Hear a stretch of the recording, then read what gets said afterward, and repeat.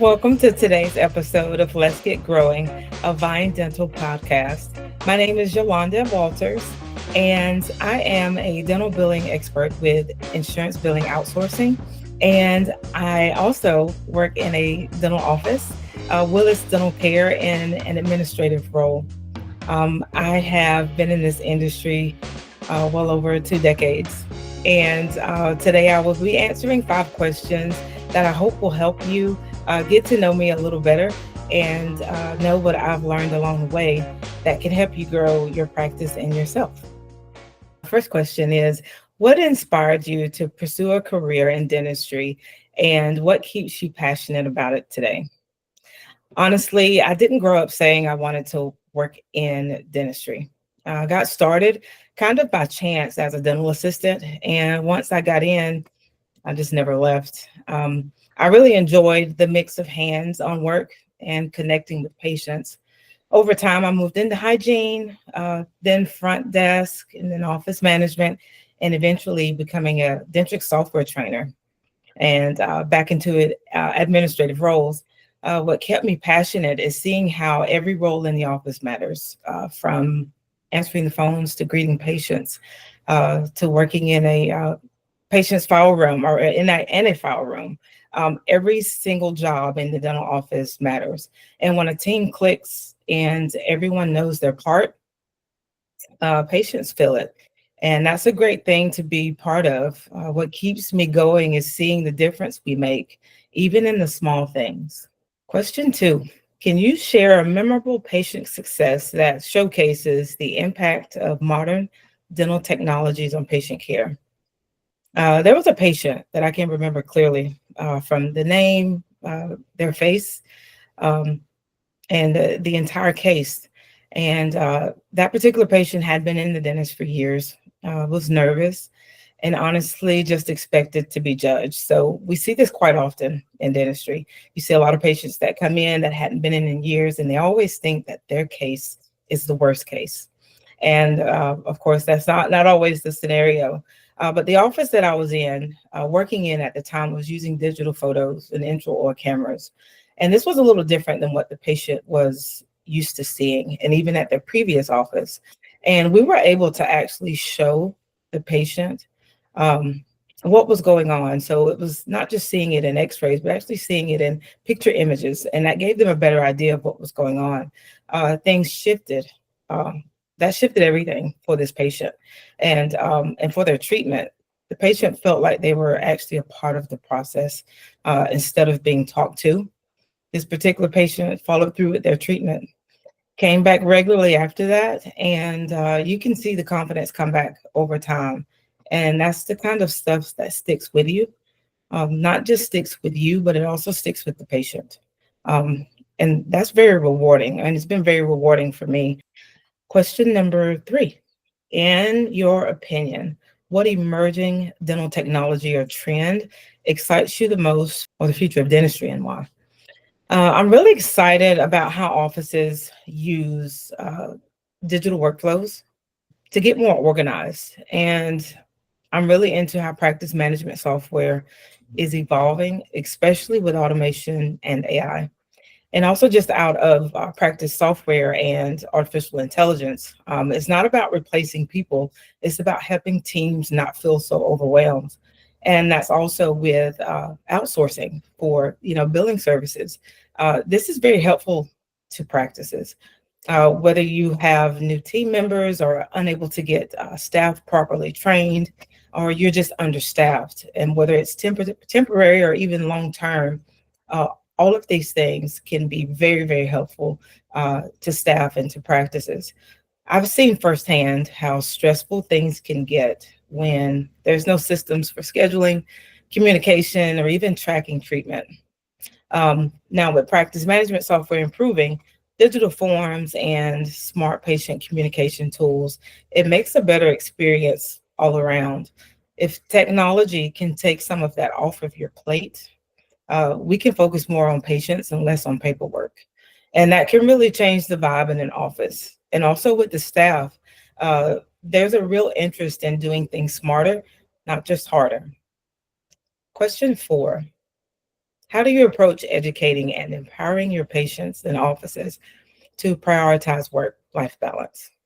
That's such a big one, such a big one, especially for office teams who wear so many hats, especially myself. Um, I try to remind people that burnout is real and it's okay to say, hey, this isn't working. Whether I was training a team or helping with billing, I always try to simplify and create systems that take some of the pressure off. I also encourage talking to each other, like having real conversations about what's working and what's not. You can't pour from an empty cup. And balance isn't just for you, but your patients feel it too when your team is stressed. And sometimes it's just not well hidden. And I haven't seen where a team has been extremely stressed that a patient hasn't been able to pick up on that. I've been in roles where I was burned out, and I've seen teammates burn out too. So the power of having clear systems, good communication, and setting boundaries is very important. A big one is making sure your schedule works for your team, not against it. Sometimes it's just about stepping back and asking, are we doing this the hard way? And if there's an easier one, I also tell people it's okay to say no, and it's okay to take care of yourself. Happy teams are productive teams. Work life balance is something that I've had to work or I've had to learn through experience. There were times I didn't speak up and I was overwhelmed, or when systems were broken. But I've learned that if you don't take care of yourself, the job will burn you out fast. You'll hear this quite often, even with hygienists or dental assistants or even front office staff. Pretty much all staff, even with a dentist. So I'm big on creating routines, using tools that help me stay ahead and keeping realistic expectations. Um, I try to set boundaries around my time and make sure that I'm not always on. So you do have to learn to turn off and leave it at the office. It's one of the biggest things, leaving it at the office. Even in the busiest offices, you can find ways to create breathing room. You just have to make it a priority. And my last question, question 5. If you could give one piece of advice to fellow dentists, dental, dental professionals to grow their practice, what would it be? Listen to your team, take care of your team seriously. You can have the best technology, the nicest chairs, whatever. But if your team is unhappy and untrained or undertrained, your practice will struggle. Investing in your people, training, listening to them, letting them grow is what makes everything else work. And also, don't be afraid of change. Dentistry is evolving and it's evolving fast. Being open to new ideas really pays off. The front desk, the clinical staff, the administrative team, they're the heartbeat of the practice. They usually know what's working and what's not.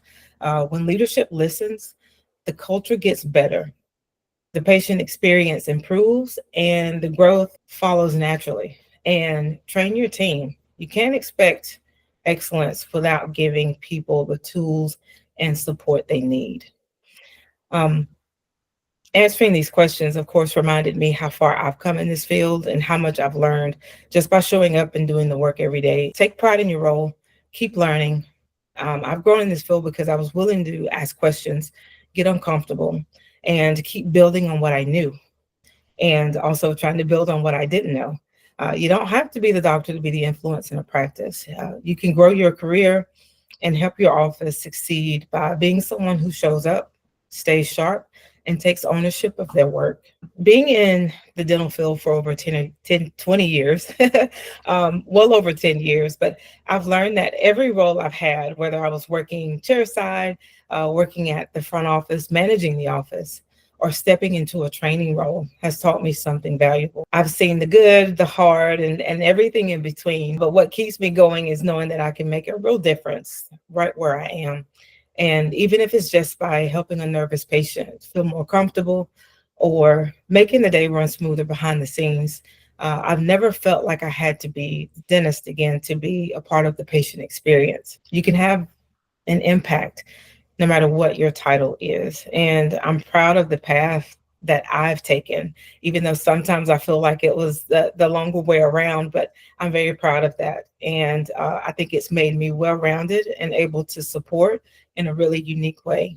Thank you so much for having me. And this was a great way to reflect on my journey so far. And I'm excited to still see what's ahead. And also, if you would like to reach out to me, that email address is yjwalters@gmail.com. As far as the outsourcing insurance billing experts, it's Yolanda W, and that's YOLANDA W at insurancebillingoutsourcing.com. And also, you can find me on LinkedIn. I am Yolanda Walters there as well. Thank you.